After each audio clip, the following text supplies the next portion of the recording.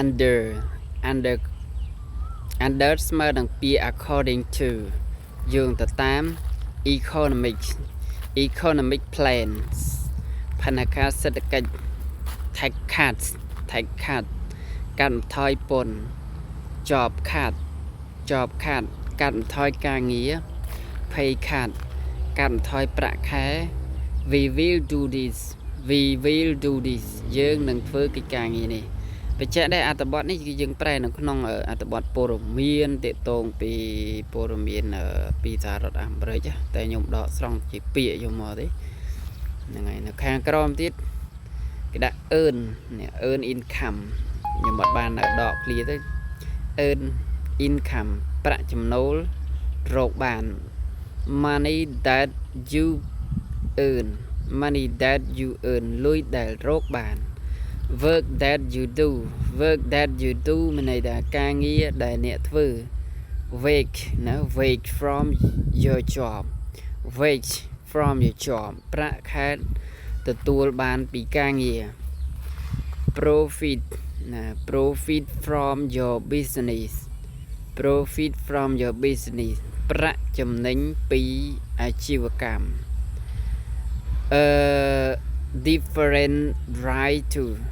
different right to អត្រាមួយផ្សេងទៀត under law នឹងយោងទៅតាមច្បាប់ណាយោងទៅតាមច្បាប់ដូចពាក្យខាងលើទៅដើមគេហ្នឹងដល់ពេល under agreement យោងទៅតាមកិច្ចព្រមព្រៀងណា according to law យោងទៅតាមច្បាប់នៃនឹងប្រហាក់ប្រហែលគ្នាច្រើននៅក្នុងហ្នឹងparticular agreement កិច្ចព្រមព្រៀងជាក់លាក់ at a low level than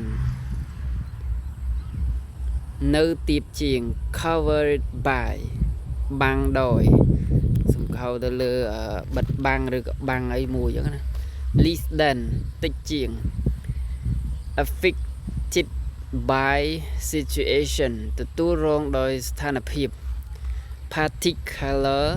condition លក្ខខណ្ឌជាក់លាក់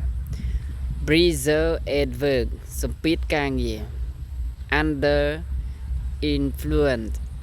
នៅក្រោមឥទ្ធិពល influence of alcohol ឥទ្ធិពលគ្រឿងស្វឹង influence of drink ឥទ្ធិពលពីសារគ្រឿងស្វឹង influence of drug ឥទ្ធិពលគ្រឿងញៀន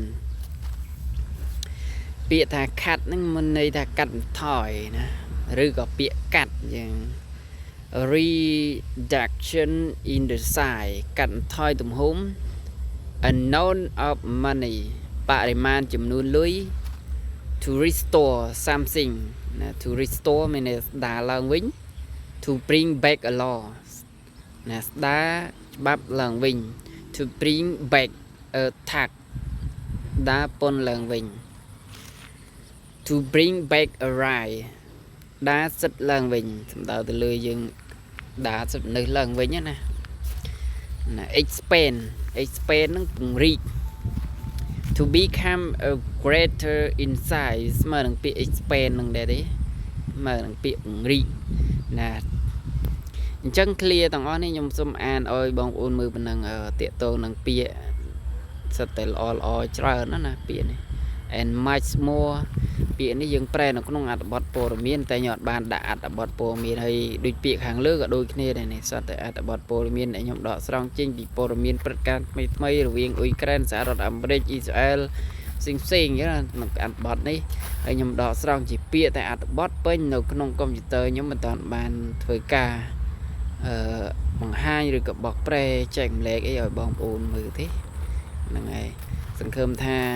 មេរៀនពាក្យទាំងអស់នេះមានប្រយោជន៍សម្រាប់អ្នកទាំងអស់គ្នានេះខ្ញុំបានធ្វើតែយើងអត់តាន់បានជាធ្វើជាវីដេអូអីល្អសម្រាប់ចែកម្លែកអញ្ចឹងណាខ្ញុំទៅនេះខ្ញុំឆ្អាននៅក្នុងទូរស័ព្ទនឹងឲ្យមើលអញ្ចឹងបាទអរគុណជូនពរបងប្អូនសំណាងល្អសុខសប្បាយ